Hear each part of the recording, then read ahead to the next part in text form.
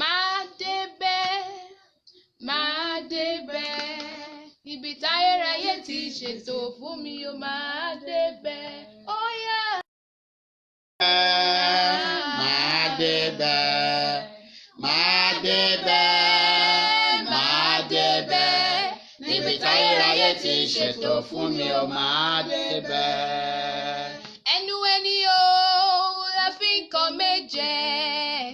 Ẹnu ẹni o la fi ń gbé tèmi dire. Á dára fún mi gbogbo ojú yóò rí o. Á dára fún mi gbogbo ẹnu yóò sọ. Máa débẹ̀. Máa débẹ̀, máa débẹ̀, máa débẹ̀. Níbi táyéráyé ti ṣètò fún mi ó máa débẹ̀.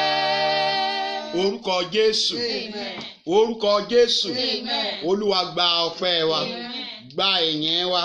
Dúpẹ́ lọ́wọ́ yín fún àǹfààní tẹ́ tún fi fún wa látòrí ọjọ́ òní tí í ṣe ọjọ́ ìsinmi àkọ́kọ́ nínú oṣù kẹfà. Olúwa gba ọpẹ́ wa. Amen. Lọ nínú ọ̀rọ̀ rẹ, Olúwa bá wa sọ̀rọ̀. Amen. Lórúkọ Jésù nínú ọ̀rọ̀ rẹ, Olúwa bùkún fún wa. Amen. A ó sì máa gbé ọ̀gá. Amen. Jésù Olúwa wa. Amen.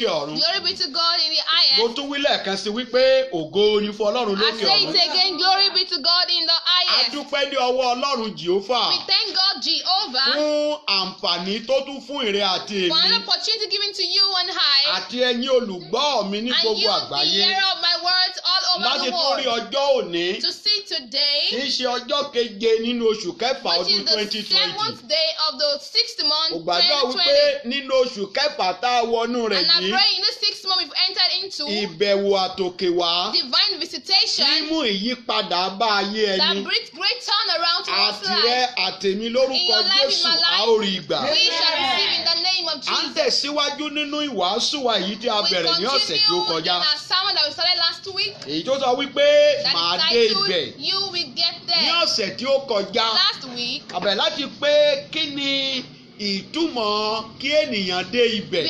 we started that what's the meaning of You Will Get Mo There. sọ fún wa ní ọ̀sẹ̀ tó kọjá I told us last week wípé ibi tí a ń pè ní ibẹ̀ that where we call ó there jẹ́ ibi ìyàsọ́tọ̀. is a very special place, Ibi tó ṣe pàtàkì, ibi ìmúṣẹ àyànmọ́ àti ògo. a unique place that you can really fulfill your destiny Èyí and tí glory ó wà fún ẹnì kọ̀ọ̀kan. that is allocated to individuals. Yẹn ni wípé ibi tó ń jẹ́ ibẹ̀ fún Táyé ó yàtọ̀ sí Kẹ́hìndé. Where we call there for Taye is different from the way we call there for Kehinde. Olúkúlùkù ló ní ibì kan pàtó. Everyone has that specific place. Ó ní mo sọ ọ̀rọ̀ ní apá kìíní ìwàásù That's yìí why I said something like part one of this pé teaching. ọ̀rọ̀ kan tí àwọn ènìyàn máa ń sọ, àwọn ọlọ́gbọ́n ènìyàn, That's a wise saying pé tí ò bá sí ní ibi tí ó yẹ kó o wà that if you are not in your location, kò sí èrè fún ọ. there won't be allocation for Torí you. náà ó ní ibì kan pàtó tí ògo àyànmọ́ rẹ ti máa ní So ìmúṣẹ. there is a particular place that your glory and destiny Ibì kan can wà tá ń fulfill. pè ní ibi ìmúṣẹ A àyànmọ́. place we call a destiny Mo fulfillment. gbàdúrà lórúkọ Jésù pray in the name of àti rẹ Jesus, you àti and ní I, a ó débẹ̀. We shall get there in Jesus' Na ó name. tẹ̀síwájú ní ọ̀sẹ̀ tó kọjá. We continue last week. Àṣẹ àlàyé nípa àwọn ẹni tí ó yẹ kí ó dé ibẹ̀ Yeah. ṣùgbọ́n tí ò débẹ̀. We explain those that ought to get there but couldn't get there. A rí i pé bàbá Ábúráhámù tí a pè ní Tẹ́rà So the father of Abraham we call Terah tí ó kó àwọn ọmọ rẹ̀ láti lọ sí Kénáánì. that took his children to go to Canaan. Wọ́n ṣe ní láàánú wípé nígbà tí wọ́n dé Háránì wọ́n tẹ̀dó But síbẹ̀. the people when they got to Haran, they Háránì sì sojourned ré there. ilẹ̀ tó ń gbé àyànmọ́ mì ni. And Haran is a destiny swallower. Nítorí náà nígbà tí wọ́n dé Háránì So therefore when they got to wọ́n Haran, tẹ̀dó síbẹ̀. they sojourned there. Ìran àti àlá àti délẹ̀ Kénáánì ilẹ̀ ìmúṣẹ bó ṣe kú mọ́ The Tẹ́rà yẹn. vision and dream to get to Canaan land, that of a fulfillment, it died in Ìgbà tó Terah's wá life. di ìwé Genesis orí kejìlá láti ẹsẹ̀ ìkíní. When it got to chapter 12 verse 1, Ọlọ́run ti wá kọ sí the Ábúráhámù. Lord now talks to Abraham. Abrahamu láti jáde nísìnyí. Abraham, you need to arise Mo now. mọ̀ wípé Ọlọ́run á sọ pé ṣé o rí pé bí bàbá rẹ ò ṣe lè má yàn mọ́ṣẹ́. You see that the Lord will tell you that see that how your father could not Mo fulfill his fẹ́ kí destiny. ìwọ má yàn mọ́ṣẹ́. I want you to fulfill your Ìnáwó destiny. fẹ́ kó kọjá síbì I kan. want you to go Ibi tí somewhere màá fi hàn ọ́. that I will show Bàtó sì you. dé Kénáánì. When they got to Lọ Canaan, sọ ibi tí mo mú the ọbọ̀ Lord rèé. says where I'm bringing you Ó to. tẹ́ pẹpẹ ó sì He dúpẹ́. made an altar and it gives Àti pé thanks. Tẹ́rà ò lè mú àyànmọ́ṣẹ́. Sarah could not fulfill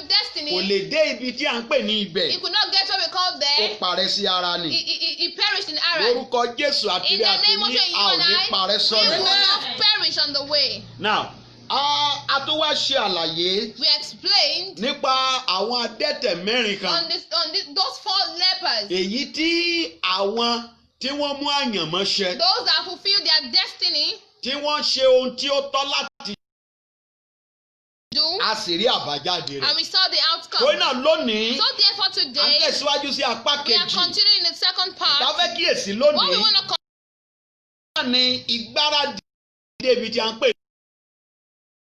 Ẹni pé bí èèyàn bá fẹ́ dé ibi Meaning, ìmúṣẹ if you àyànmọ́, want to get to that destiny fulfillment, kì í kàn ṣe gbẹ̀fẹ́, kì í ṣe nǹkan tó rọrùn. it's not an easy thing to do. Ó ní ipá tó ní láti sà. There are so many things that you need to do on your part. Ọlọ́run sọ wípé dìde The Lord said it to arise. nínú ìwé Àìsáyà orí In the book of Isaiah, chapter 60, ọgọ́ta. The 60, Ó ní dìde kí o tan he said, ìmọ́lẹ̀. arise, shine, Torí pé ìmọ́lẹ̀ rẹ dé. for your light is come, Olúwa sì yọ and lára the God rẹ. of the Lord is written upon you. Now, ó ń láti dìde You need to arise. kó o tó lè rí wípé ògo Olúwa yẹn yọ lára Before you rẹ. can say the glory of the Lord is written upon you. Ṣùgbọ́n bó o bá dìde But if you don't arise, àti rí ògo yẹn.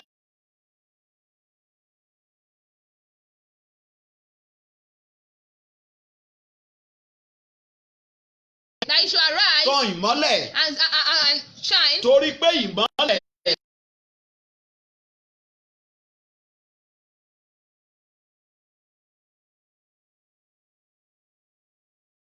ó ti tàn. that means that it has risen already. Ṣùgbọ́n torí pé ìdí tó fi ni pé torí pé o ò dìde. What you not make it because you did not arise. Dídìde yẹn ni pé kó o gbé ìgbésẹ̀. You arising is for you to take a Mo step. sọ fún wa nínú èdè I òyìnbó told us in the English pé ibi language, tó wà yìí ni wọ́n ń pè ní.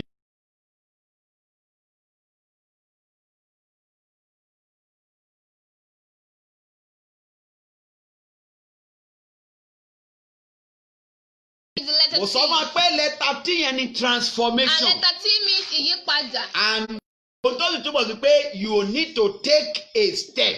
It means that I need a lot to Ohun tá take lè the mú kó o kúrò ní here sí there. What will make you leave from here Ó to ní there pé kó o gbé ìgbésẹ̀ is you for take you step. to take a step. Lórí náà kí o bá ibẹ̀. So you can get what we call there. Ó láwọn ìgbáradì tó o ní láti There are so ṣe. many preparations for you to do.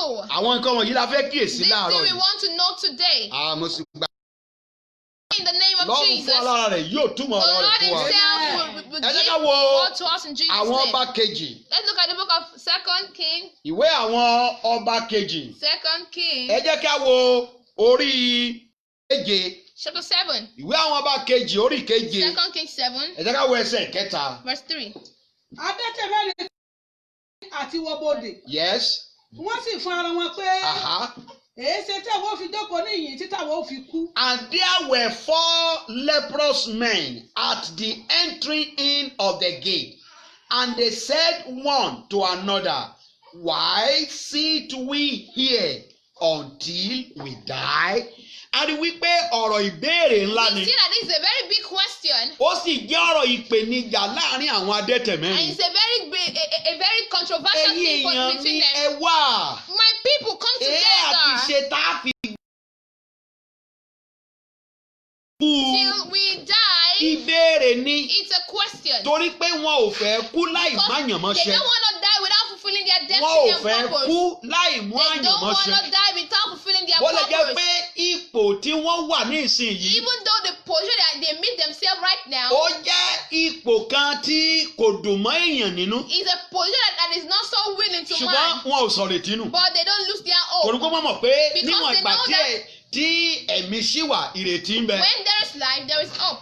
Torí náà So ó yẹ kí therefore- wọ́n máa káwọ́ lérí ní pé kí ikú dẹ̀ kúkú wá pa wọ́n. They all just fold their hands and say that let death come. Òtí mo sọ náà ni wípé What I'm ipò trying to tó tell us- wà ní. That position you are, O ní láti dìde. you need to arise Torí pé kó tàn mọ́lẹ̀ torí pé ìmọ́lẹ̀ rẹ̀ dé. and shine because your light has Àkókò dé come. tí ògo Olúwa yóò yọ lára It's rẹ̀. time the glory of the Lord has Àwọn risen adẹ́tẹ̀ upon you. wọ̀nyí méjì These pé wọ́n wà ní lepers, etí àti wọ inú ìlú. they were at the gate to enter into the city. Wọ́n wá wí fún ara They wọn. said to themselves, Ìṣe tá a fi wà ní why ìlú will we sit down here títí tá a fi kú. till we die? Why sit we here? Kí ló máa jókòó síbí báyìí? Why sit we here? Ìṣe tá a máa fi jókòó sí Because our place is not here. nítorí pé ìyàmọ́ wa kò sí níbí báyìí. Our place is there. Àyànmọ́ wa láti ó wà níbẹ̀. Ipò wa kì í ṣe ìhín yìí. Our position is not here. A lè má yànmọ́ ṣẹ níhìn We yìí. cannot fulfil our destiny A here. lè mú ìpín ṣẹ níhìn We yìí. cannot fulfil our purpose Bí here. ikú bá dé báyìí, If death ó comes pa wá now, láì má yànmọ́ ṣẹ. it will kill you without Bí receiving ikú your bá ká wa purpose. mọ́ bí yìí, If death a comes, jẹ́ pé a kú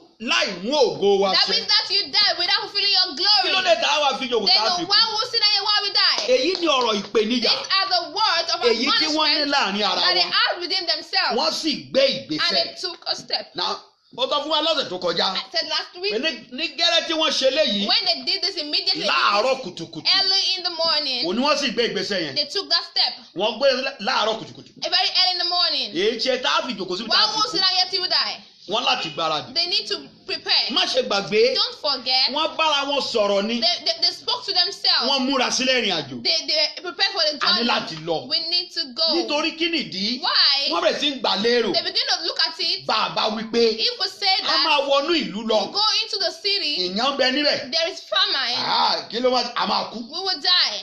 Tá a bá sì jókòó sí And if we ìlú. sit down here Ikú náà likewise, ni. death will come. Nítorí náà, So ohun therefore, tá a ṣe ni wípé what we will do is ẹ wá that náà. let's come Ẹ jẹ́ together. ká kú ṣubú sí ọwọ́ ogun Syria. Let's go fall into the hands of the battle Bọ́ọ̀ of bá dá wa Syria. sí. If they let us leave, Ààyè. we will leave. Bọ́ bá sì pa wá. And if they kill us, Ká kúkú kú náà. let them have just be Wọ́n gbé dead. ìgbésẹ̀. They took a step. Ṣóòrí o, You see, ohun gbogbo tó wà láyé yìí. everything in this life, O gbọ́dọ̀ gbé ìgbésẹ̀ you tó need léwu. to take a very delicate step. Amen. Amen. Wọ́n ní even it is risky not to take a risk. Ó léwu láti máa mú nǹkan tó láti máa ṣe nǹkan tó léwu. Now bó o bá gbé ìgbésẹ̀ If you yìí, don't take that step, ewu gan ni fún ọ. it's risky for you. Torí pé tó bá kú láì má yàn Because mọ́ṣẹ́. if you die without fulfilling a purpose, Ọmọ ìṣẹ́nú then a miscarriage ó sàn jolúwa ẹ̀ lọ. is so better Now than you. wọ́n gbára wọn níyànjú. They admonish Wọ́n themselves. gbáradì. They A prepare. gbọ́dọ̀ lọ ìrìn àjò We yìí need ni. to go on this journey. Ìwọ náà nílò láti gbáradì You need to get prepared láti dìde to arise kó o tẹ̀síwájú. and go forward Nítorí pé because wàá má yàn mọ́ṣẹ́. you will fulfill Mo your wí purpose. pé lórúkọ Jésù sẹ́ẹ̀. I say in the name of Jesus, Wàá má yàn you mọ́ṣẹ́. shall fulfill your purpose. Bẹ́ẹ̀ni pé wọ́n dìde ní The Bible said kùtùkùtù they òwúrọ̀. arose early in the morning. Very early. Lákùtùkùtù Ìwọ òwúrọ̀. náà gbọ́dọ̀ You dìde. need to arise. Bó o ṣe ń gbọ́rọ̀ mi, As you're hearing my ìwọ word, náà gbọ́dọ̀ you dìde. need to go arise. Látòní lọ, From now ìwọ náà henceforth, gbọ́dọ̀ you dìde. need to arise. Wọ́n dìde. They arose. Wọn ò jẹ́ kóhunkóhun kó mú ìdáyàkó tàbí iyèméjì bá wọn. They don't allow any doubt to Wọn come ò to them. gba ẹ̀rù láàyè. They don't allow Má fear. ṣe gbàgbé. Don't forget. Torí pé o kì í ṣe ẹrú Because you are not a slave, tó fi gba ẹ̀mí ẹ̀rù láàyè. that you can receive the spirit of Níwọ̀n gbà fear. tó ti wà ní Kristi Jésù. Since so you are in Christ Bẹ́ẹ̀ni Jesus, wípé a kì í ṣẹrú. the Bible says we are not more Tá slaves, a fi gba ẹ̀mí ẹ̀rù and láàyè. we allow the spirit of A fear. gbọ́dọ̀ gba ẹ̀mí ìgboyà. But we will receive that of sound Èyí mind, tá a lè fi wherever we pariwo can Ábà cry, bàbá. Abba Wọ́n Father. náà ò nílò láti So gbé therefore you ìgbésẹ̀. need to take a step. Ibi tó wà yẹn kì Where í you ṣe are ibùgbé is rẹ̀. not that's not your dwelling place. Àìmáyànmọ́ṣe kì í ṣe ìmọ̀ That tẹ́lẹ̀ Ọlọ́run fún. destiny that you're not fulfilling is not God's plan Ẹlòmíà for ní ohun tó you. bá jẹlẹ̀ sóhun ń gbà Bible sí says kádàrá. that what happened to you, I've O ò taken ní as gba faith. kádàrá You yíyà. will not receive O ní that láti faith. dìde. You need to Nítorí arise. pé ó jẹ́ ìṣẹ̀dá Ọlọ́run. Because it's the creator of Ohun God, gbogbo tọ́lọ́run sì and dá everything God creates, dáradára ni. create it Ó ti good. dá ibì kan fún ọ. He has made O somewhere for gbọ́dọ̀ you. máyànmọ́ṣe. You must. Nínú You see so Bíbélì many people in the tí Bible ìgbé ayé wọn ò tiẹ̀ mú that rere their life jáde. is not bringing out good things. Ṣùgbọ́n nígbà tí wọ́n gbé But when ìgbésẹ̀, they took that a step, rí ìyípadà tó we dé saw bá a ayé great wọn. turnaround that happened in their Lórúkọ life. Jésù, In ìwọ the náà name of ìyípadà Jesus, yóò dé bá ayé great rẹ. turnaround shall happen in your Náà life nígbà too. tí wọ́n gbéra ní Now when kùtùkùtù they òwúrọ̀, arose early in the gẹ́gẹ́ bí wọ́n ti morning, gbáradì láti lọ, according to how they prepared to bí go, wọ́n ṣe ń lọ. when they were going, Wọ́n gbà tó bá dé ẹsẹ̀ ìkẹfà, but when it got to verse 6, Bíbélì wípé, the Bible For said, the Lord had made the host of the Syrians to hear a noise of chariots. nítorí Ọlọ́run jẹ́ kí àwọn ará Syria láti gbọ́ kẹ̀kẹ́ ogun. Àwọn ọmọ ogun Syria, Those host of Syria, Ọlọ́run sì ti ṣe. the Lord has done, The Lord had made. the Lord had made. Kì í ṣe pé the Lord make. Kì í ṣe pé Ọlọ́run ṣe. the Lord had made. Ọlọ́run ti ṣe. Ìyẹn ni wípé kó tó di pé wọ́n Meaning even ìgbà tí wọ́n ti ń gbègbèsè yẹn. when they were taking Lọ́lọ́run ti dìde. getting prepared the Lord Sórí had bí wọ́n arose. náà ti ń gbègbèsè. As you are taking that Ogun step, ọ̀run ti dìde. the host of heaven had Wàá arose. délé ìlérí And you will rẹ̀. get to that particular place Wàá you want to. délé àyànmọ́ You will rẹ̀. get to that destiny you Wàá are mú today. àyànmọ́ And you ṣẹ. shall fulfill your Wàá mú purpose. ìpín You ṣẹ. shall fulfill your Lórúkọ destiny. Jésù. In the name of Jesus. Now, kí ènìyàn tó lè mú àyànmọ́ ṣẹ. Before one can fulfill purpose, Kó o tó lè débi tán pè before you níbẹ̀. can get where we call there, O nílò láti gbáradì. you need to be prepared. Now, ẹ jẹ́ ká kíyèsí. Now let's look forward. Òwe kan nínú Bíbélì. A proverb in the Bible, Ẹ jẹ́ ká kíyèsí òwe kan tí Jésù pa. a particular proverb that the Lord said. Nínú ìwé Matthew. The book of Matthew chapter 25. Matthew 25. Ẹ jẹ́ ká kíyèsí òwe tí Jésù pa nípa ìjọba Ọlọ́run. The parable that the Lord said about the kingdom of God. Tí Jésù ó fi pòwe wúndíá mẹ́wàá. That the Lord used the 10 virgins to Mo use mọ̀ to pé describe. Ibi yóò ṣàjòjì sí ọ. I know this is not so. It is not so new to Ṣùgbọ́n mo fẹ́ us. kí èmi pẹ̀lú ẹ̀ka But I kíyèsí nǹkan kan. want you and I to look at something Matthew chapter critically well. 25. Matthew Ẹ jẹ́ ká bẹ̀rẹ̀ 25. láti verse 1. Verse 1. nígbà náà ni a fi ìjọba ọ̀run wé àwọn wúndíá mẹ́wàá Aha.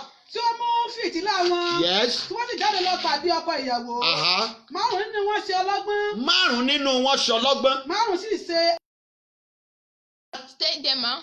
Jésù ń pa òwe. Jesus is making a Ó parable. dẹ̀ sọ pé ìjọba Ọlọ́run Say the kingdom of heaven ó dàbí wúndíá mẹ́wàá. is likened to 10 virgins Wọ́n mú àtùpà wọn. which took their lamps Wọ́n sì jáde and went láti lọ pàdé ọkọ to ìyàwó. meet the Now, bridegroom. kí la ń pè ní wúndíá? Who do we call a virgin? Àwọn wo là ń pè ní wúndíá? What do we call a virgin? Now, àwọn tí wọn ò tí ì mọ ọkùnrin. Those that had not known a man before. Now, Bíbélì sọ fún wa The Bible told nínú us ìwé Kọ́ríńtì in pé the book of Corinthians ẹni that tó bá ti gbéyàwó, ẹni tó bá ti ní ọkọ, he that has a á husband máa dù will be striving láti tẹ́ ọkọ rẹ̀ lọ́rùn. to please his husband. Ṣùgbọ́n Her husband. ẹni tí kò bá gbéyàwó, But he that has not gotten tí ò married, marry, that has not gotten òun á married, máa dù he shall láti strive tẹ́ Ọlọ́run to lọ́rùn. please God. Now, mo fẹ́ kó o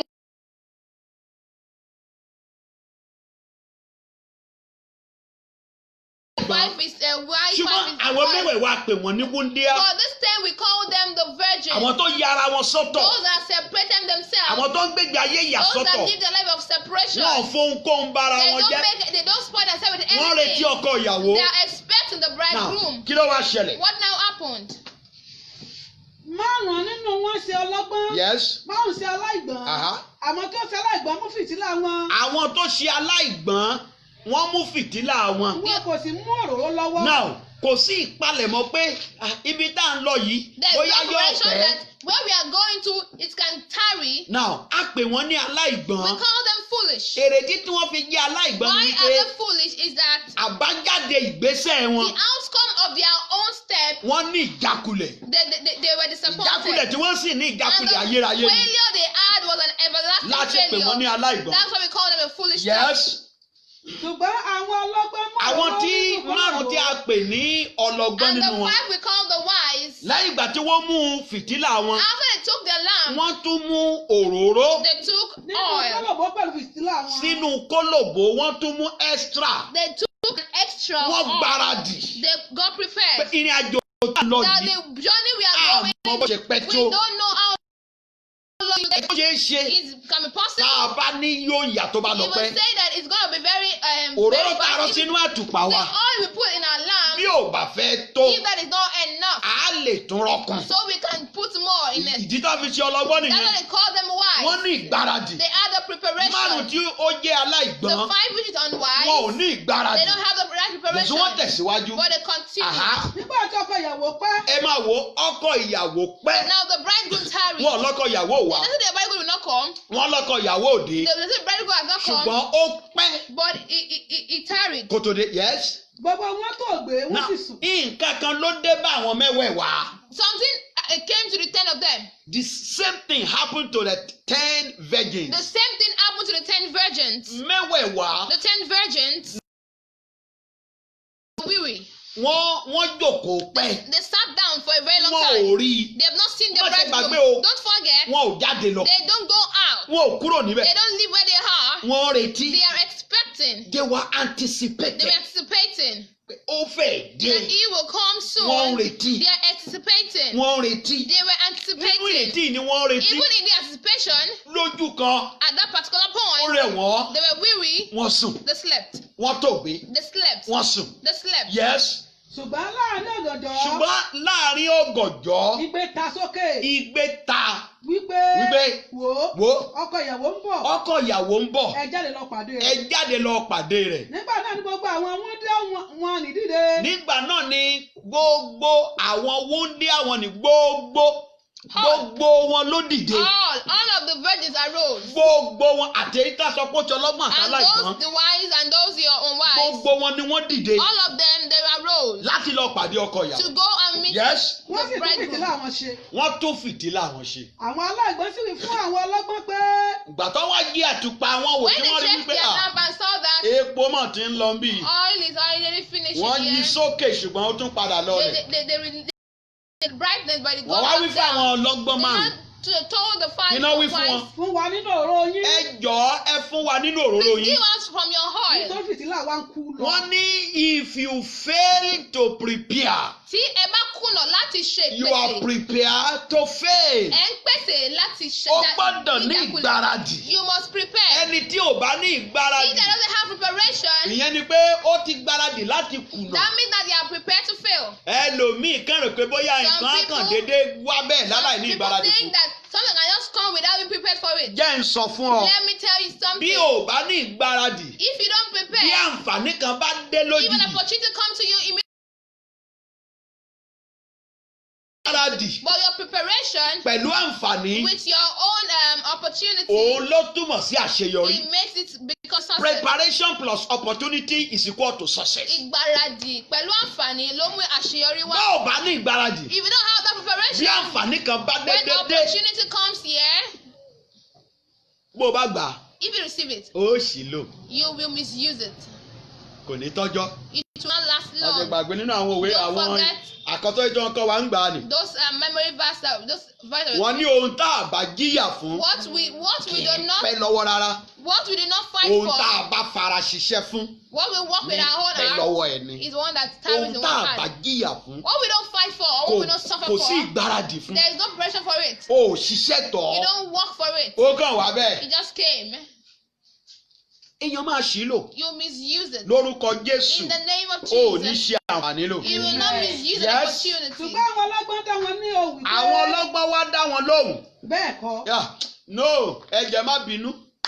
Ohun tẹ́ ẹ béèrè yìí kò lè rí bẹ́ẹ̀. What you're asking of us is Kí not nìdí? possible. Why? Yes. kí ó má bàa ṣe aláìtó fún àwọn àti Pé ẹ̀yin. tá a bá tún ní ká dìváìdì ẹ̀. People say we should divide this. Kó má bàa jẹ́ wípé So it not be like oore tá a wá ṣe yìí o. the good that we came to do, A wá di àtàwọn àtẹ̀yìn kò wá sẹ́ni gangan tó and wá we wúlò and fún. you, it will not be used for Kó má anyone bàa else. ṣaláìtó fún yín. So it Àwọn should be àtẹ̀yìn. good for you and I, Ó bẹ́tà kẹ́ ẹ súnmọ́ wájú kẹ́ ẹ than lọ́wọ́. for you to Kẹ́ ẹ lọ́ra. quickly go and Yes. get. ẹ wú tó àwọn tí ń tà lọ. Aha. kí ẹ sì rà fúnra yín. Yes. nígbà tí wọ́n sì lọ rà. Nígbà tí wọ́n lọ rà, ọkọ ìyàwó dé. ọkọ ìyàwó dé. àwọn tó sì múra tán bá a wọlé lọ. Àwọn tó múra tán, àwọn márùn tó múra tán. Those five that have been prepared. That prepare. Ibi tí mo sọ̀rọ̀ preparation. I'm talking about preparation. Àwọn márùn tí wọ́n ti múra Those tán. that are prepared, Tí wọ́n ní ìgbáradì. they add this preparation. Ọkọ ìyàwó lè pẹ́. Wọ́n ti bride fẹ́ extra oil dání. They made an extra oil. Àwọn ní ọkọ ìyàwó bá. They are the one that the bridegroom Ó met. yọ̀ mọ́ wọn. He was Wọ́n jọ happy to wọnú see them, ilé, yes. and they entered together. wọ́n bá a wọlé sí ibi ìyàwó. Aha. a sì ti ilẹ̀kùn. Àtìlẹ̀kùn. And the door was shut. ní ìkẹyìn ní àwọn wúndé yòókù sì dé. After tílẹ̀kùn ti tì làwọn After oúnjẹ the door márùn was tó lọ rà. shut, the Wọ́n bá five dé. on the Wọ́n white wí pé- Wọ́n wí that pé- came. olúwa. Olúwa. olúwa. Olúwa. sílẹ̀kùn fún wa. Wo sílẹ̀kùn jọ. Mo mọ̀ pé wọ́n lè kọ́kọ́ máa dá pàrà pé They will begin to. ọdẹ pẹ̀yìn. You came late. Ọpẹ́ yín pọ̀. You came late so A ti ń much. retí We ọjọ́ have been pẹ́. expecting you for so Kí ló long. dé tó fi pẹ́ yín bẹ̀? Why is it so? Why is it Kí so? ló Why did dé it take tó long? tẹ́ fi delay? Why did you delay your coming? Àhá. ṣùgbọ́n ó dáhùn wípé. Ṣùgbọ́n ó dáhùn ó wí pé lóòótọ́ ni mo wí fún yín. lóòótọ́ mo wí fún èmi yín. kò mọ̀ yín. Mi ò mọ̀ yín. nítorí náà. Ẹ rí i pé ó deny. He said, "Is a nine." Mi ò mọ̀ yín. I know you Àwọn not. tí mo mọ̀ ní márùn-ún. Those that that I know tí at mo the bá five níbi tí wọ́n ti ń retí that mi. I met at those that are waiting for me. Ẹ̀yin tí mi ò rí, You that I don't see, I'm sorry, mi ò mọ̀ I'm ní. very sorry I don't know you. Ìdí tí ìgbáradì ṣe pàtàkì. Reason why preparation is very okay. Ó ṣe pàtàkì kó o ní ìgbáradì. It's very Mo sọ wọn important pé for you to preparation. pẹ̀lú àǹfààní ó túmọ̀ sí àṣeyọrí.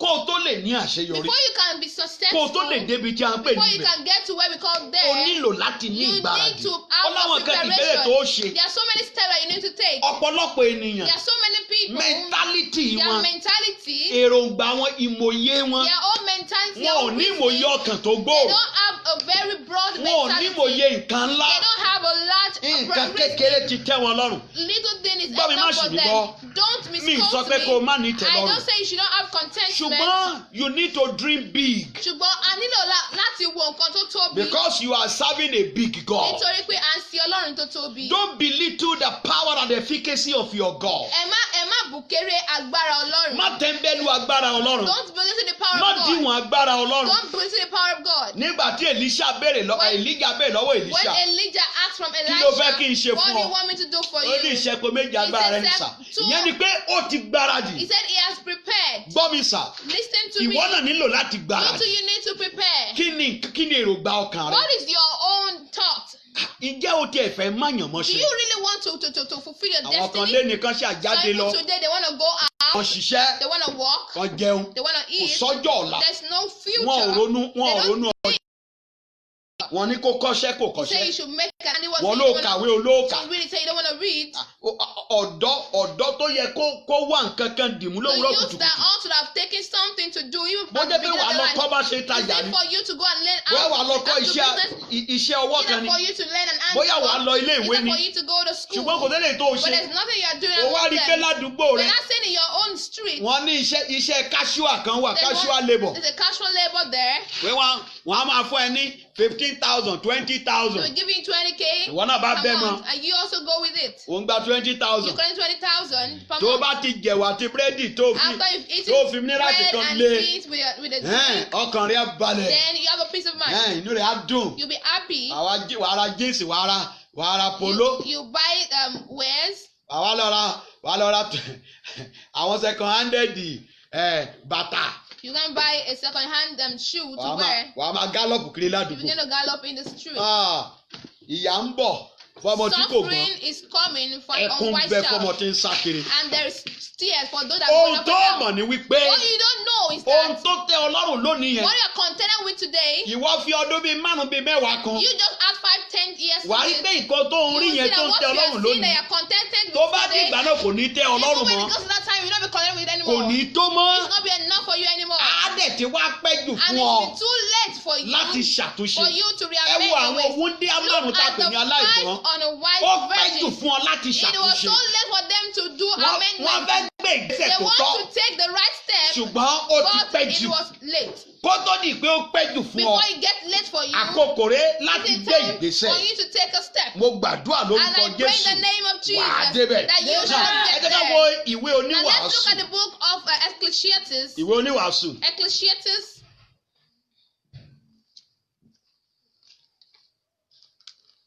Yes, ẹ jẹ́ ká wo ìwé oníwàásù Ecclesiastes orí kẹsàn-án. 9. Ecclesiastes 9:11. Mo padà mo sì lábẹ́ oòrùn pé ìrẹ́jẹ kìí ṣe ti ẹni tí ó ń yára bẹ́ẹ̀ ni ogun kìí ṣe ti alágbára Yes, go on. bẹ́ẹ̀ ni oúnjẹ kìí ṣe ti ọlọ́gbọ́n bẹ́ẹ̀ ni ọ̀rọ̀ kìí ṣe ti ẹni òye bẹ́ẹ̀ ni ojú rere kìí ṣe ti ọlọ́gbọ́n inú ṣùgbọ́n ìgbà àti èṣe ń ṣe sí gbogbo wọn. Amen. Amen. I retained and saw that the sun, that the race is not to the swift, nor the battle to the strong, neither yet bread to the wise, nor yet riches to men of understanding, nor yet favor to men of skill, but time and chance happeneth to them all. Now, ọ̀fẹ́ ní àṣeyọrí láyé. You want to have you to be successful in life? Mo ti bọ́ sọ pé ó nílò láti gba Prepare. torí pé lẹ̀kùn àǹfààní yẹn máa ṣí. That opportunity will open. ṣùgbọ́n bò bá ní ìgbáradì. But if you are not prepared, ìwọ tí ò ní ọkàn you ńlá. that you don't have a large heart. ọjọ́ tó béèrè lọ́wọ́ Èlíṣà pé When kí they ni ká asked ṣe fún ọ. Elisha, what should we do for you? Èlíṣà wà lọ pé ọ̀gá mi He said, my torí pé mọ̀ pé master, ẹ ti fẹ́ máa lọ I know báyìí. you want to go now. ìgbà báwo la ṣe máa But jẹun. how will we eat? ṣáà ṣe kí n ṣáà máa ro oúnjẹ Let me jẹ. say that so that I can just eat. wọ́n á ní kórìí fún ọ gẹ́gẹ́ bóun tó wí. So let it be to you according to how you ṣèbí àwọn ọmọ wòlíì kan náà wà tí wọ́n ń jẹun. Look at those prophets that also they are eating. ṣùgbọ́n gbogbo wọn pátá ni wọ́n tún ṣerú All of lábẹ́ them, they're Èlíṣà. the one that they became slave under Elisha. nítorí pé Èlíṣà débi tí wọ́n Because pè ní ibẹ̀. Elisha got to where we call there. ọ̀rẹ́ o Friend, mo ní kéèyàn tó lè dé ibẹ̀ before you can get there, o nílò láti gbára. you need to prepare. kí ni àwọn ìgbáradì rẹ? What are your preparations? nínú ìgbáradì yẹn ni àdúrà wà. That's where your prayer comes. wàá gbàdúrà, You will pray. wàá ké pe Ọlọ́run, You call upon the Lord. wàá wá ojú You Ọlọ́run. want for the face of the Lord. ọ̀pọ̀lọpọ̀ lónìí wọ́n So gbé many people ìgbésẹ̀. they take a step. ó nígbà tí ìgbésẹ̀ wọn bá forí Because ṣọpọ́n. when their step gets to a particular stock, they are stuck with their step. nígbà tí ìgbésẹ̀ wọn bá forí ṣọpọ́n. When they are stuck with their step, nígbà tí ìgbésẹ̀ yẹn bá dàrú tí When wọ́n that- bá ìjákulẹ̀ pàdé. when that step has gotten scattered and they've been disappointed, ìbálòṣẹ̀ wà padà sọ́dọ̀ they Ọlọ́run. will not come back to God. Olúwa, Oh my Lord. why Eshe- why this Eshe- why Eshe- that. Eshe- ṣùgbọ́n ǹjẹ́ o ti fi ọ̀nà But rẹ yẹn lé have Olúwa lọ́wọ́? you put your way before the Lord? ǹjẹ́ o fi ìgbésẹ̀ yẹn lé Olúwa Have lọ́wọ́? you placed that step before the Lord? ìgbáradì rẹ ní àdúrà. Your preparation is prayers. now tú ìrònú rẹ ṣe Want you to redo your thinking. ní ìrònú wípé Have the thought that á dára fún ọ. it shall be well with you. orin yẹn sọ pé ẹnu Some ẹni says- la fi ń kan méje. With your mouth, you prophesy what you ẹnu want. ẹni la fi ń pe tèmi dire. With your mouth, you said, I will be great. ẹlòmíì ti gbà ó ti gbà pé yes Some people, they've accepted that, yes, kó ń ṣàmà tọrọ ni. let me just begin to beg, continue to beg. bó bá lóun máa tọrọ If he asks that you want to á wà beg, nípò àtọrọ you náà. will be at the position of a beggar. torí ẹ bẹ́ẹ̀ yàn tí rò lọ́kàn ara rẹ̀ Because bẹ́ẹ̀ náà as you rò rí. think, so you are. now bí o bá ní ìrò If you have the nínú thought ọkàn rẹ wípé wà á in di you ńlá. that you want to get àwọn there, adẹ́tẹ̀ mẹ́rin yẹn ìrò ni wọ́n ní. those 4 lepers, they have that mentality, they have that thought. kí ló dé àfi jòkó tí a Why fi should kú. we sit down here till we die? já gbé ìgbésẹ̀. Let's take a step. wọ́n náà ronú. You want to think. ó ṣeé ṣe kó lè mú báírò àti ìwé kó kọ ọ́ lẹ̀. Possibly you can take a barrel and pen and Kí jot làwọn it nǹkan down. tó fẹ́ What are k'Ọlọ́run the ṣe things fún you ọ? want the Lord to do for you? Kí ni àwọn What èròǹgbà are the thoughts tí o fẹ́ kí Ọlọ́run ṣe that you fún ọ? want God to do for you? èmi akọ́ máa gbàdá Olúwa Some ṣe people just pray that Olúwa God do ṣe it, Lord do it, Olúwa ṣe Lord do Olúwa it, ṣe Lord do it. bó o bá jẹ́ pé ẹni tó ń If gbóhùn you yàn are saying you are the one that can kò hear, bá ti gbóhùn tipẹ́ you have heard before. pé Ọlọ́run bẹ̀ lọ́wọ́ rẹ pé kí ló fẹ́ ń ṣe ọmọ What should I Olúwa do? ṣe Olúwa ṣe Lord do it. torí pé ò ní ẹ̀bùn Because ìgbóhùn you ni don't have the gift tó bá pọ̀ to lẹ́bùn it. ìgbóhùn Either you can hear from kò bá God, ti gbọ́ you be able to have ó heard. pẹ́ tẹ́lẹ̀ tí ń The pariwo Lord have said for kí a ló very fẹ́ long ṣe time, o what should I do? kí ló fẹ́ ṣe o What should I ṣùgbọ́n gbà do? tó o gbọ́ But when you don't ṣe hear, do it, ṣe do it, ṣe náà ló do ń it, pariwo you are calling. atẹ́gùn tó ń fẹ́ sí ọ ṣé kìí ṣe ìyanu ni That breeze, is it not wonders? òun lọ òun bọ̀ ṣé kìí ṣe You are ìyanu ni going and Olúwa coming. ṣe Is ìyanu that Olúwa ṣe ìyanu that wonders? Olúwa ṣe ìyanu Lord, do irú wonders. ìyanu wo What wonders do you want?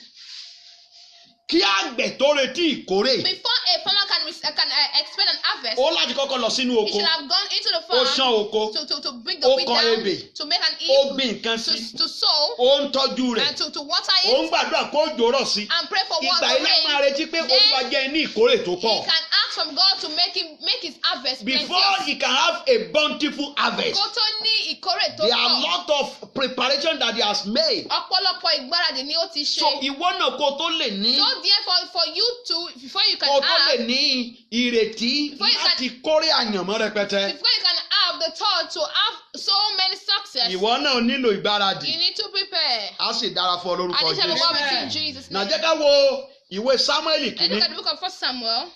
1 Samuel chapter 17. 1 Samuel 17. Jẹ́ ká wo verse 17. 1 Samuel 17:17. A rí pé We see that Dáfídì David, a ti fi òró yàn gẹ́gẹ́ bí ọba. they have been anointed as a king.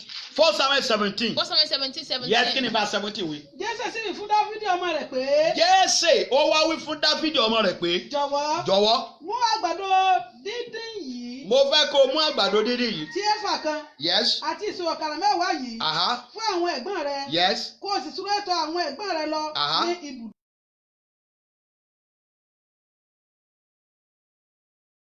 ẹgbẹ̀rún wọn Yeah. kí o sì wò bí ti ń ṣe kí o sì gba nǹkan àmì wọn wá. Praise the Lord. Hallelujah. Bàbá Dáfídì ló ránṣẹ́ sìn. David's father sent David an errand. Ṣùgbọ́n náà ó ti gbọ́ iṣẹ́ tá a rán. He had listened to what he had been told to do. Mo sọ pé o gbọ́dọ̀ ní ìgbáradì kó tó débi tí a ń pè níbẹ̀. You need to prepare before you get there. Now, Dáfídì ó ti gbé ìgbésẹ̀. David has taken the step. Ó tẹ̀síwájú. He Now kí proceeds. ni verse 40 sọ? What of verse 40 says? Verse 40. Òun sì mú ọ̀pá rẹ̀ ní ọwọ́ rẹ̀. Máa gbọ́ o, Look at it. aràn níṣẹ́ ni. He was sent an errand. A sọ wípé kó da lọ da ẹran. We did not ask him to go and lead a sheep. Darandaran ni. He is a shepherd. Ṣùgbọ́n ọ̀pá dídá ẹran olùṣọ́ àgùntàn rẹ̀ ó wà lọ́wọ́ His ẹ̀. rod is always with him. Yes. Ó sì sá òkúta márùn-ún tí ó jọ̀lọ̀ nínú odò. Ó ti ṣá òkúta márùn-ún tí ó jọ̀lọ̀ nínú odò. He had taken 5 smooth stones by the river Ó sì fi wọ́n sínú àpò olùṣọ́ àgùntàn tí ó ní. Ó mu sínú àpò olùṣọ́ and àgùntàn put rẹ̀. his own Àní poke. sínú àsùnwọ̀n. Yes. Kànàkànà rẹ̀ sì wà ní ọwọ́ rẹ̀. Ẹ wò ó, Ó sì mọ̀ fi 16 mọ̀. ẹ wò ó. Ó fẹ́ lọ láti lọ wo àlàáfíà àwọn ẹ̀gbọ́n He rẹ̀. want to go and check the well-being of his Gbogbo brother. ẹrù tó ń dì fún un, Those things that kókó lọ fún wọn. to go and give to Ó them. dì í. He took them. Ṣùgbọ́n kò gbàgbé àpò olùṣọ́ àgùntàn He did rẹ̀. not forget his own shepherd Ibi pouch tó fi kànàkànà rẹ̀ sí. where he put his sling. Nígbà tó dé ibi ìrà kan tó rí àwọn òkúta When he tó got- fà níbẹ̀ he pé saw- ó ṣá òkúta márùn-ún tó jọ̀lọ̀. He took 5 smooth stones Ó fi sínú ẹ̀. and put it in it. Ó mú ọ̀pá olùṣọ́ àgùntàn rẹ̀. He took his rod. Ó bẹ̀rẹ̀ sí í lọ. Begin to go Láti jagun. Láti borí ohunkóhun. to overcome anything. Dáfídì ó ti ní ìgbáradì. David has prepared. Ẹ má ṣe gbàgbé ó sọ fún Sọ́ọ̀lù pé ńgbà tí He òun told ṣọ́ Saul agbẹ́ran that bàbá òun. when he was taking care of his father's sheep, Tí àwọn bíárì kan wá that a bear came tó sì gbé he took the sheep out of his ìgbà mouth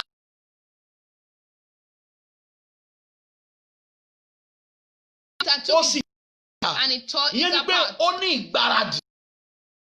Ẹ wo àwọn nǹkan tó kó dání. Look at those things he had with him. Dáfídì ò mọ̀ wípé ibi tó ń lọ. This sling and stone will be useful Ṣùgbọ́n for where ní he's ìgbáradì going pé to. should But be he case. asked that maybe Ó tẹ̀ ń lọ lọ́nà. I'm going by the way.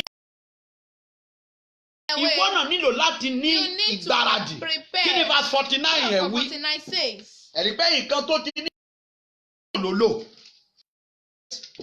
Verse 49. Dáfídì sì fi ọwọ́ rẹ̀ sí inú àpò. Dáfídì sì fi ọwọ́ rẹ̀ sí inú àpò. Ó sì mú òkúta kan láti ibẹ̀ wá. Ó mú òkúta tó ti ṣà síbẹ̀ tó ti prepare. He took a stone and Kò mọ̀ pé he òun had fẹ́ bá prepared. Gòláyátì He jà. doesn't know that he want to fight with But because Goliath. of the preparation that he had had, Ṣùgbọ́n nítorí ìgbà ìdó ti he ní. dipped his hands into that the bag Ó fi ọwọ́ rẹ̀ sínú àpò rẹ̀. and bring out a stone Ó dẹ̀ mú òkúta with his jáde sling. pẹ̀lú Ó kànnàkànnà ti ní rẹ̀. ò bá ní If ìgbáradì you don't have a preparation láti ṣe àṣeyọrí, to be ṣe ló ń successful, gbáradì láti kùnà. then you are preparing to fail. Torí náà you need to get yourself A prepared. nílò láti gbáradì. Kí ni ìdí tó gbọ́dọ̀ prepare? Why should you prepare? Nítorí pé number one, preparation is a habit of a wise man. Ìgbáradì jẹ́ nǹkan tí ọlọ́gbọ́n máa ń ṣe. Ìgbáradì jẹ́ àṣà àwọn ọlọ́gbọ́n.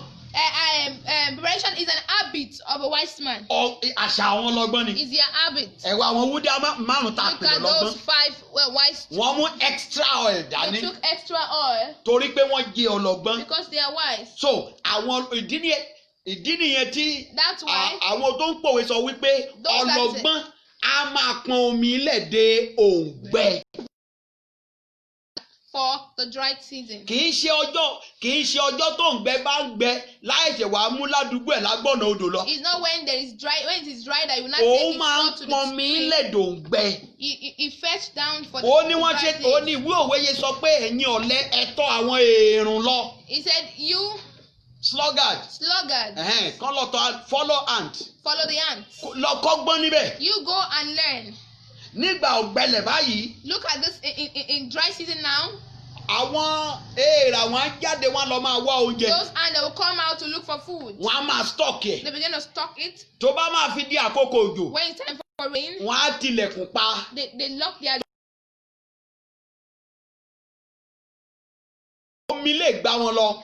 The rain can take them away, can wash them Erosion away. easily ló máa gbá ọ torí wọn ò ní agbára. They don't have it also. Ṣùgbọ́n nígbà tán bá ti wà nínú ilé, But when they are at gbogbo home, àkókò tán jáde yẹn, those times they will not go out. wọ́n ti pèsè ohun tán máa jẹ. They had provided for themselves what they will eat. ó lè fọ́ ilé wọn kó wá bòkú wọn pé You cannot ebi ló lù wọn pa. And you No, meet their dead when they because are they hungry. prepare ahead. What is ṣègbáradì? Ìwọ náà gbọ́dọ̀ gbáradì. You need to Ọlọ́gbọ́n á prepare. máa pọnmi lé dòǹgbẹ. Or the wise man who When brings that water. opportunity come, When opportunity àwọn tó comes, ti ní ìgbáradì yẹn ló máa fit in. those that are prepared will fit in. Ìwọ tó ò ní ìgbáradì, you will lack idea. Àwọn tí yóò bá ideas. Lórúkọ Jésù mo ní wàá dé You ibẹ̀. get there. Only fool fail to prepare. Àwọn aṣiwèrè nìkan ni wọn kì í Mo ní gbáradì. preparation is a habit of a wise man. Àní ìgbáradì jẹ́ àṣà And àwọn only ẹni tó fool gbọ́n. fail to prepare. Àwọn òmùgọ̀ ni wọn kì í gbáradì. Àwọn aṣiwèrè, Those foolish people, àwọn ni wọn ò ní ìgbáradì. they're the one that doesn't have Ọ̀rẹ́ ò n ò pè ọ́ preparation. láṣiwèrè. I'm not calling you a foolish N ò pè one. ọ́ láláìgbọ́n. I'm not calling you an Ṣùgbọ́n Bíbélì unwise. pè ọ́ bẹ́ẹ̀ nítorí pé ò ní ìgbáradì. But the Bible calls you that because you don't have your preparation Ẹ at jẹ́ ká hand. jẹ jẹ́ ká mu. Let's eat and Nítorí drink pé àwọn ọjọ́ tá a kù. because we don't know when we will die. Ìyẹn ló ń bá kiri. You are going about with Tó that. bá ló máa yá tó bá lọ pẹ́. Friend, Má kú láì má yàn mọ́ṣẹ́. don't die without Now, fulfilling your Ẹ jẹ́ ká destiny. kíyèsí. Let's look at it. Àpẹẹrẹ mìíràn. Another example. Èlíṣà wòlíì. Elisha, the prophet, Ó máa rí nǹkan tó ń fẹ́ gbà he collected what he wanted torí ó ti ní ìgbáradì. because he had prepared. Jẹ́ ká wo ìwé àwọn ọba yẹn. Look at the book of Kings, Ìwé àwọn ọba kejì. first, Second Kings, Ẹ jẹ́ ká wo orí ìkejì. chapter 2. 2 Kings chapter 2. Second Kings 2. Let's look at verses 12 to 14. Èlíṣà sì Kejìlá sí rí kẹrìnlá. ó sì kígbe pé bàbá mi kẹ̀kẹ́ sẹ́lẹ̀ àti ẹlẹ́sìn rẹ̀ òun kò sí rí mọ́ ó sì dé aṣọ rẹ̀ ó sì fà wọ́n ya sí méjì òun sì máa gbádùn Èlíjà tí ó bọ́ lọ́wọ́ rẹ̀ ó tún padà sẹ́yìn ó sì dúró ní bèbè Jọ́dánì. Ó sì pé níbo ni Olúwa Ọlọ́run Èlíjà wà nígbà tí òun pẹ̀lú sí ìlú omi náà wọ́n sì pín yà sí àti sẹ́yìn sọ́hùn Èlíṣà sì ti kọjá. Hallelujah. Hallelujah.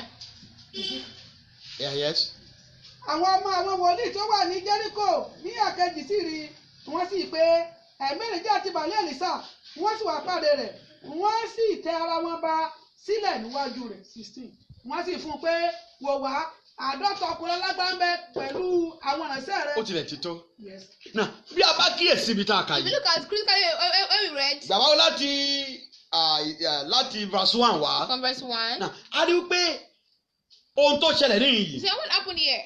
Ó tó àkókò He got to a point fún àjà láti gbé Èlíjà lọ. that for the chariot to take away Elijah. Náà Èlíjà wá sọ fún Èlíṣà. Elijah told Elisha, Torí pé ibùgbé wọn ní Gilgali. because their own dwelling place is in Gilgal, Wọ́n wá sọ Èlíjà sọ fún Èlíṣà. Elijah told Elisha, Dúró ní Gilgali. stay in Gilgal.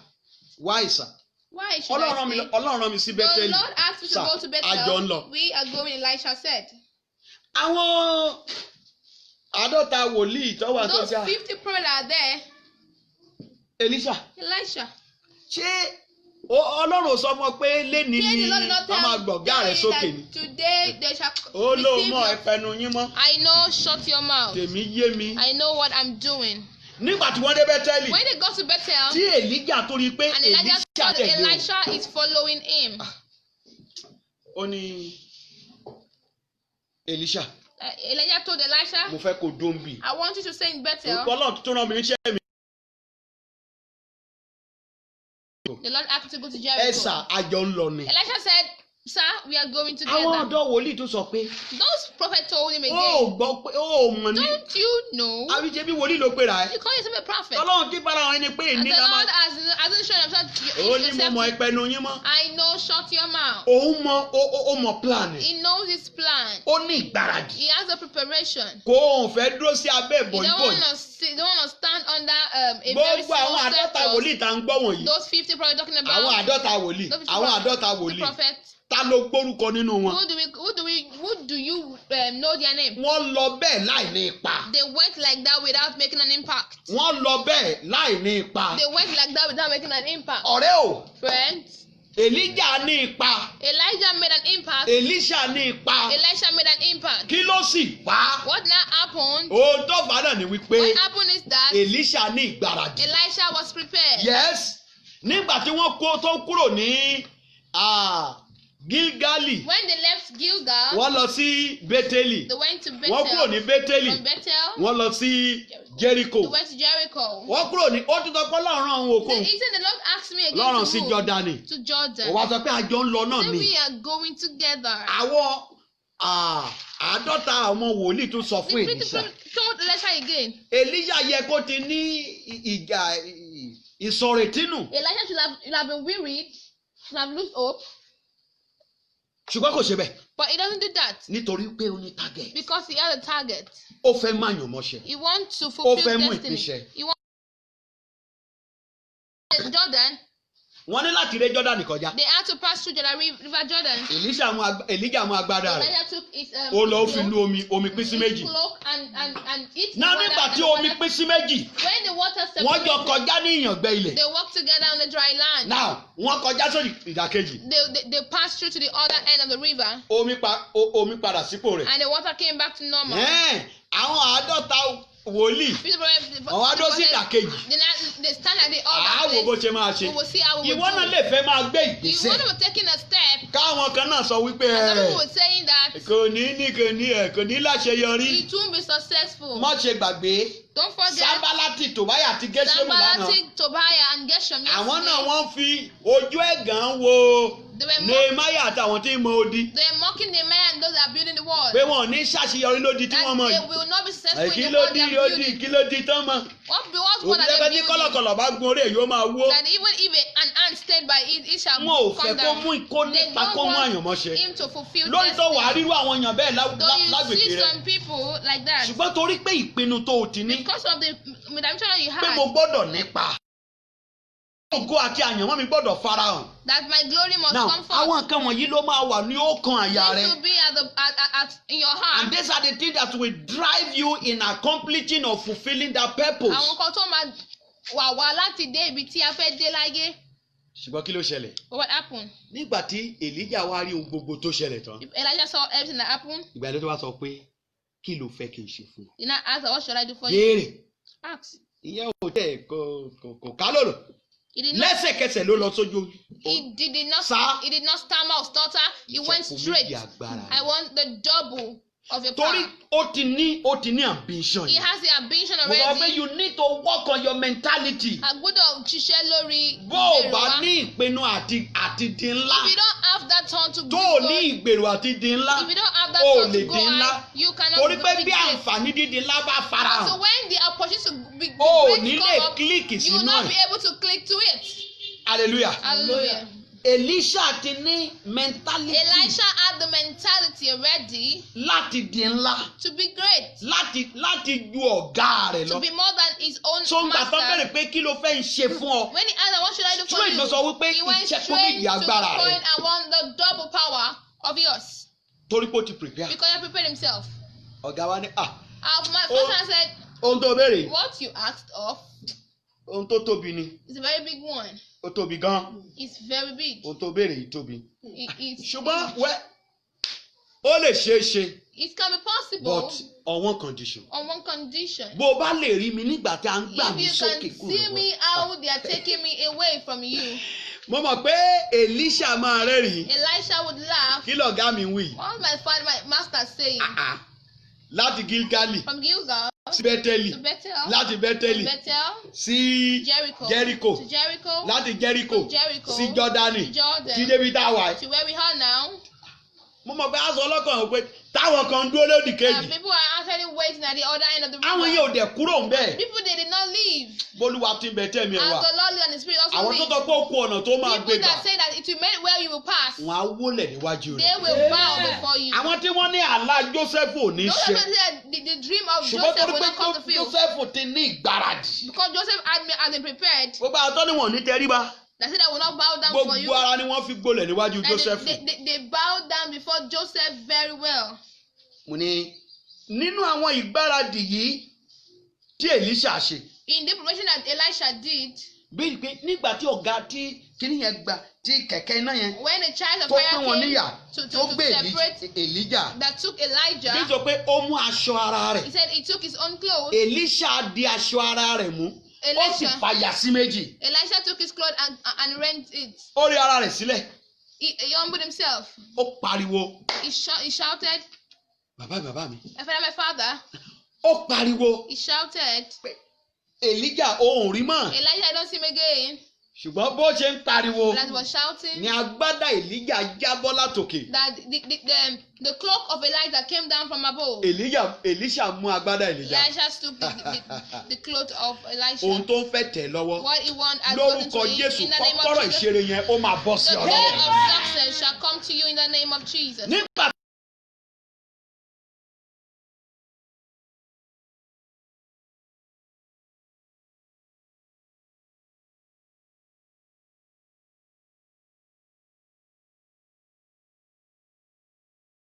It's coming. àwò bóyá yóò rán lumi ni. If he will come, maybe we'll just enter into the river. A máa wo bó ṣe máa ṣe. We'll see how we're going to pass Ṣùgbọ́n this nígbà tí river. ó mú aṣọ yìí But when he took this clothes, tó là mọ́ omi.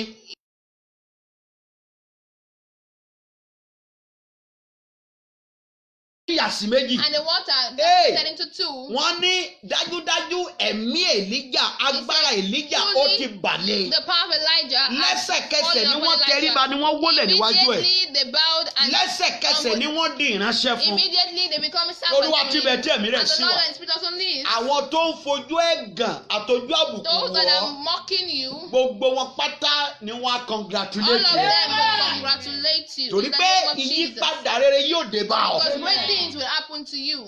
Hallelujah. Hallelujah. Hallelujah. Hallelujah. So Èlíṣà ó faṣọ rẹ̀ ya. Elisha rent his clothes. Now bí o bá fẹ́ dé ibẹ̀ If you want to get there, o láti gbé àwọn ìgbésẹ̀ you wọ̀nyí. need to take some steps. Jẹ́ ọlọ́gbọ́n One, be wise. ní ọkàn tó gbòòrò Have a large heart. ní èrò àṣeyọrí. Have a mentality of success. Ẹlòmíì ò ní èrò àṣeyọrí. Most people don't have such a mentality. Májì á máa ọ̀rọ̀ tí ọ̀dà alá máa wí sí ara rẹ̀. Those bad things will be presented to Báwo ni themselves. nǹkan báwo ni gbogbo ẹ̀ á rí How is ẹ̀? everything? Ohun gbogbo dojúrú jàre. Everything is just Ẹnu scattered. ara rẹ ló fi ń pe ó dojúrú. It's with your mouth you are calling Àwọn scattered. àgbà sọ wípé So people say, ẹnu oníkọ́ ló fi ń pe kú. Torí náà so therefore, fi ẹnu rere pe nǹkan rere mọ́ ara rẹ. use your mouth to call Àyànmọ́ rere yẹn o lè fẹnu tì í dànù. that good destiny. You can use your mouth to take O it lè away. fi ọ̀rọ̀ ẹnu rẹ your mouth confession You o can lè make fi your tì í mouth dànù. confession to take away your destiny. To lose your destiny, Pèrò rere sára rẹ. confess good things to your Gbé ìgbé ayé ìwà mímọ́. live an holy life. Prepare to be holy. Prepare to be holy. Èlíṣà faṣọ rẹ̀ ya. Elisha rent. Orí ara rẹ̀ He sílẹ̀. humbled himself. Ó kérora nínú ọkàn rẹ̀. He lamented Ṣùgbọ́n in his agbádá spirit. yìí tẹ̀ lọ́wọ́. But this cloak got to him. Ọ̀rẹ́ o, Friends, ìbá jẹ́ wípé Jósẹ́fù if that Joseph kí ó ti má yára rẹ̀ sọ́tọ̀. had not separated himself, Nígbà tí aya ọ̀gá rẹ̀ sọ pé kó bá òun ṣe. when Potiphar's wife asked him Kó to ti lie jẹ with kó him, ti fi ìgbádùn ìṣú márùn-ún. if he had used just 5 minutes Kó of ti fi enjoyment ba ohun tó dùn jẹ́. to spoil the sweet thing that Bí he used to receive, ògo àti àyànmọ́.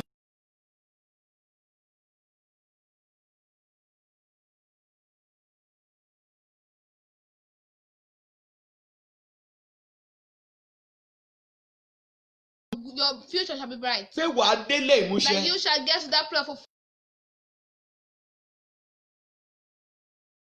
Délẹ̀ ayọ̀ mi, má délẹ̀ májẹ̀mú mi. Tèmi ni mo sọ mi ò mọ tiẹ̀ o. Má délẹ̀ ayọ̀ mi, má délẹ̀ májẹ̀mú mi. Dáfídì débi ògo rẹ̀, Jósẹ́fù débi ògo rẹ̀. Ẹ́sítérì náà dayaba, ọmọ ẹ̀rù lásán. Má délẹ̀ ayọ̀ mi, má délẹ̀ májẹ̀mú mi. Lórúkọ Jésù wà á délẹ̀ májẹ̀mú you rẹ̀. shall get to your destiny Bí fulfillment. Dáfídì bá lè débi If tirẹ̀, David can get to his own bí place, Jósẹ́fù bá lè if débi Joseph tirẹ̀, can get to his own bí place, Ẹ́sítérì náà if ọmọ Esther ẹrú too, nílé àjòjì the slave in a foreign tó bá land, lè dáyàbá he nílé can àjòjì, become a queen in a foreign land. lórúkọ Jésù máa In the délé name of Jesus, I àṣeyọrí. shall get to my destiny Torí fulfillment náà place. o gbọ́dọ̀ yára rẹ So sọ́tọ̀. therefore you need to separate yourself. Dánẹ́lì ní òun ò ní fi Daniel said, àdídùn ọba I bára will òun jẹ́. not use the Alábàjọ sweetness tá a of fi the pè ní king. baálẹ̀ ní ìgbèríko nílé Now we àjòjì. call him the prime minister of a Ṣé foreign dákì mẹ́ta land. kàtà bẹ nílò níwọ̀n ní Shadrach, tẹríba Meshach, fèrè? they said they will not bow down for No the wonder image. pé nípasẹ̀ wọn òfin orílẹ̀-èdè wọn yí No padà. wonder that the law of the land was changed because of them. Wọ́n dẹ̀ issue another decree. And they issued another decree.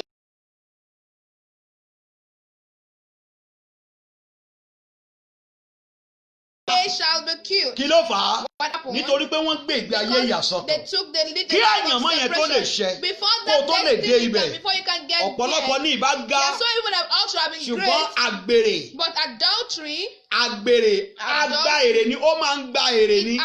takes one's blessings, Ó ti gbògó dànù, taking away glory. ògo ti sọ dànù. Glory has been lost. Gbọ́dọ̀ gbé ìgbé ayé You ìyàsọ́tọ̀. must live a separated life Torí pé ọjọ́ ọ̀la rẹ̀ máa because dára. your future shall Ní be bright. èròǹgbà wípé ọjọ́ ọ̀la After rẹ̀ máa 10 time, dára. we tell you that my future will be bright. Ní èròǹgbà, Have that ní mentality. ọkàn tó gbòòrò. Have that broad heart. And then prepare to remain steadfast and focused. Ṣètò láti Ara ìgbáradì ni. part of preparation. Gbáradì Prepare láti ní àfojúsùn. to be steadfast. Remain focused. Ní àfojúsùn. Be focused. Ní àfojúsùn pé ọjọ́ ọ̀la mi á dára. Focus that my future will be good. Bàbá akọ ló kọ nínú orin rẹ̀. A father once Ó sang ní a song. nǹkan yìí dá mi lójú. Bẹ́ẹ̀ sì ni ó ó yé mi yéké. Pé bọ́jọ́ Ọjọ́ òní bá tilẹ̀ korò, ọjọ́ ọ̀la mi á dára. ọjọ́ ọ̀la bàbá dẹ̀ dára. And the future of Lórúkọ father Jésù was good. ọjọ́ ọ̀la rẹ̀ náà And dára. your future is good in Jesus' name, amen. Ó gbọ́dọ̀ ní èròǹgbà You yẹn. need to have that mentality, Remain that thought. focused. Be focused. Má jẹ́ kóhunkóhun kó mú ọ gbé ojú rẹ kúrò. Don't let anything drift away your focus. Ìran yẹn gbé ìran yẹn sí ó sì There ṣiṣẹ́ tọ̀ ọ́. and walk with it, walk alongside with it. And you will get there. Lónìí, Let's stop here for tó bá today. di ọjọ́ mẹ́jọ, From next week, a wá sọ apá kẹta rẹ̀. we'll say the part 3 of this. Èrè tó ń bẹ nínú kéèyàn débi And tí a ń the pè ní ibẹ̀. reward that is Ah. where we get to there. Ipò àṣeyọrí má dùn o. Successful place Ipò is so ìṣeré sweet. má dùn o. That success position is Ipò so ọlá má great. dùn o. That honor place is so Làwọn kan great. téèyàn máa bá pàdé tó bá dé There's ibẹ̀. something that you meet when you Tó bá get dọ̀sẹ̀ there. tó ń bọ̀. When you get to next week, A ó máa tẹ̀síwájú you náà. don't know, you Ẹ continue. jẹ́ á lọ gbàdúrà. Let's go and pray. Yá sọ fún Let's Ọlọ́run. tell the Lord, Olúwa, Lord, ìran àti àlárere mi. that's my good visions, my dreams, Ibi ìṣelógo. that good grace, Ibi ìmú àyànmọ́ṣẹ. that destiny Tó o fulfillment ti pèsè fún mi. that you're prepared for me. Ohunkóhun. Anything, Ohunkóhun ni mo pè o. I say anything, Ohunkóhun anything tó lè ṣe ìdíwọ́ that rẹ̀. want to hinder it. Kí n má dé ibi tí a ń For pè me níbẹ̀. not to get where we call there. Olúwa palẹ̀ rẹ̀ mọ́ Lord, lọ́nà mi. let Ó yá sọ them fún Ọlọ́run bí remove my àdúrà. front in the name of Jesus. Anything that would hinder me from not getting Lánàá to kò my sọ̀rọ̀, lánàá kò sọ̀rọ̀, lánàá kò sọ̀rọ̀. to my own place of fulfillment, Lord, I pray in the name of Jesus that you take them away from my journey, that you clear them away from my journey. In the name, anything that want to be like an hindrance, like a stumbling block. Dúà Even to my Jésù fulfillment, Olúwa wa. let them remove in Ẹ kí a Jesus' sọ name. fún Ọlọ́run. Let's tell the Bí Lord, Dáfídì bá lè débi if ìmúṣẹ David rẹ̀, can get to his own fulfillment, ó ní àbígbẹ̀yìn he's the last born láàrin àwọn bàbá ẹ̀. in his father children. Ṣùgbọ́n ó rí But, tayọ gbogbo wọn, ó rí ògo rẹ̀ lò. but more than every of them, he saw his glory. Sọ́ọ̀lù He ò used fẹ́ his kó glory. débi ìṣelógo Saul rẹ̀. doesn't want him to get to his own place of fulfillment. Ṣùgbọ́n torí pé But Dáfídì ní because focus, David was focused, ó mà débẹ̀. he got there. Gbàdúrà. I want you to pray. Olúwa o, Lord, ìwọ tó ràn you Dáfídì that you lọ́wọ́ helped láti David mú àyànmọ́ ṣẹ. to get to Olúwa that ràn place. èmi náà Lord, lọ́wọ́ help me kí n lè mú àyànmọ́ so ṣẹ. I can fulfill Kí my n lè destiny. débi tí a ń pè So ní I ibẹ̀. can get where we Ó go yá sọ there. Ọlọ́run bí Pray in the àdúrà. name of Jesus. Oh Lord, I pray. You that helped Brother David then in the old to make him fulfill his destiny. Lord, I pray that you help me likewise to get to that that you've destined for me. In the name of Jesus. That particular place designed for me. Lord, let me get it. In Jesus' name we pray. Ẹ jẹ́ á gbàdúrà. Let's pray. Gbogbo àwọn tí wọ́n ń wo Èlíṣà. Every people that are looking at Elisha. Àwọn kan dúró lókèrè, wọ́n fẹ́ wo ẹlẹ́yà mi. Bàbá mi mọ̀, màmá gbà fún wọn. Àwọn kan dúró lókèrè, wọ́n fẹ́ fi mí ṣe yẹ̀yẹ́ o. Ẹ̀mí mímọ́, màmá gbà fún wọn. Má gbà. Ẹ̀mí mímọ́, màmá gbà fún wọn. Ọlọ́run mi dákun, màmá gbà o. Ẹ̀mí mímọ́, màmá gbà fún wọn. Ẹ jẹ́ á gbàdúrà. Olúwa, Lord, ìwọ tó rán Èlíṣà you that you lọ́wọ́. helped Elisha, Gbogbo àwọn tó fojú ẹ̀gàn wò. those that mocked Gbogbo wọn Elisha, ni wọ́n the tẹríba. one that bowed down before him, Olúwa o, Lord, láti ìsinsìnyí lọ. from now henceforth, Wọ̀ mí ní agbára. I want you to equip me with your power. Wọ̀ mí ní oore ọ̀fẹ́. Give me the grace, Olúwa o, Lord, tí àwọn tó ń pẹ̀gàn that ògo mi. those that are mocking Tí my wọ́n á fi glory, tẹríba fún that they ògo mi. can Ó yá, bow sọ down for fún my Ọlọ́run ní glory. àdúrà. Prayer in the name of Jesus, I pray, Lord. I want you to equip me with the power, equip me with the strength, that those that mock my Gbogbo àwọn glory, tó ń that pẹ̀gàn those that Èlíṣà, mock my gbogbo wọn ni wọ́n own wólẹ̀ coming níwájú to the rẹ̀. limelight, for those that are mocking me, that I cannot be great, that they shall come before me, they shall bow down before my rising, they shall bow down before me coming to my limelight. In the name of Jesus. Dúà Jésù Olúwa wa. In Jesus' name we Ìwọ náà pray. tó ti fi bóyá You that ó ti wu ìwà kan, ìwà ìtọ́ kan. you've done one bad thing or the Ògo ti other, bọ́ sọnù. and the glory has been Eléyìí left. tó wà ní eléyìí tó bọ́ sọnù lórí ibùsùn àgbèrè. The one that got lost in Eléyìí tó bọ́ sí adultery, pepper soup joint. either in pepper soup joint, Eléyìí tán ti fi oògùn gbà. either they've taken Eléyìí it tí òkùnkùn àti ìkà ènìyàn that ti the gbà. devil has taken from you. Eléyìí táwọn ìkà ìyá àgbà tó fọwọ́ pani lórí ní kékeré ti gbà. Those that have Wo ẹ taken, jẹ́ á I gbàdúrà. want you to pray. Olúwa o, Lord, tá a bá rí ògo if you see every tàbí glory ìṣeré àyànmọ́ or my tí success òkùnkùn ti gbà, that the devil has Olúwa taken, dá a padà. Lord, bring them Mo back. ké pè ọ́, I call upon mo you. sáyà ọ́, I come ó to yẹ you. dá a padà. Lord, bring them Èyí back. tá gba ìka ti gbà, That èyí tó evil one, òkùnkùn ti gbà, that the evil èyí one tá has ṣe ìka ti gbà, that the one have taken, èyí tí ẹ̀ṣẹ̀ ti gbà, that sin has taken, èyí tí àìkíyèsí ti gbà. that uncarefulness has taken. Olúwa o, In the name of dá a Jesus, padà, return dá a them, padà. return Ó them. yá sọ fún Ọlọ́run Father, in the náà. name of God, I pray. Everything that the devil has taken, every avenue that the enemy has taken, that taken my Tó ti glory, ṣe pàṣípà is fún it wá that ti pààrọ̀. is it that by sin? Is it that by Olúwa dá a padà. from inheritance? Is it that of sin? That Lord, I pray that the enemy has taken, that some covenant has taken, that the devil has taken, that not maybe get that play that you assigned for me. Lord, I pray you return them. You return them in the name of Jesus. You return that glory. You return that destiny fulfillment. You return that success. In the name of Jesus. Orúkọ Jésù. Báwọn agbé ọ̀gá gba ọpẹ́ wa. Fún èyí tá a tún bẹ̀ láàárọ̀ yìí lórúkọ Jésù Olúwa fàṣẹ dáhùn. Mo gbàdúrà àyànmọ́ rẹ ò ní bàjẹ́. Lórúkọ Jésù ìṣẹ̀dá rẹ kó gba agbára. Lórúkọ Jésù ìṣẹ̀dá rẹ kó gba agbára. Lórúkọ Jésù ìṣẹ̀dá rẹ kó gba okun àtòkè wa. Ó yá agbára àti débi tí wọ́n pè ní ibẹ̀ ó yá gbà á. Lórúkọ Jésù ó yá gbà á. Ìran yẹn ò ní kú. Ìran yẹn yóò yè. Ìran àti dín ńlá yẹn mo ní kò ní kú. Mo ní yóò yè. Ìran àti ṣeré yẹn mo ní kò ní kú. Mo ní yóò yè. Wàá má yànmọ́ ṣẹ. Wàá mú ìpín ṣẹ. Wàá má yànmọ́ ṣẹ. Wàá mú ìpín ṣẹ. Bí Dáfídì bá lè mú ìpín ṣẹ, wàá mú ìpín ṣẹ. Bí Jósẹ́fù bá lè mú ìpín ṣẹ, wàá mú ìpín ṣẹ. Bí àlá Jósẹ́fù bá lè ṣẹ lórúkọ Jésù aláìrẹ yẹn á ṣẹ. Bí àwọn tó ń gbè Èlíṣà bá lè padà wá forí balẹ̀ fún lórúkọ Jésù gbogbo ọ̀tá ògo rẹ̀ wọ́n á forí balẹ̀ fún ọ. Ó ti rí bẹ́ẹ̀ náà. Àṣẹ ọ̀run gùn bẹ́ẹ̀. Jésù Kristi Olúwa wa. Ìpàdé wa lọ fún àǹfààní mìíràn tó tún We fún wa thank you for the lónìí. grace again given unto us today. Àtúnlá ó tún padà wá lọ́jọ́ We are mẹ́jọ. going and we're coming back next week Fún àlàyé, for explanation, àdúrà, for prayers, ìmọ̀ràn, for counseling. ẹ lè pè wá You can call us lórí àwọn ẹ̀rọ ìléwọ́ on wa. our number 08034284190 08034284190 or 0705889979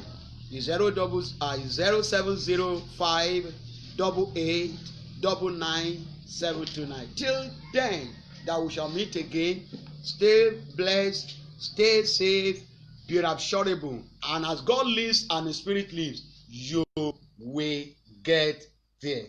God bless you. Amen.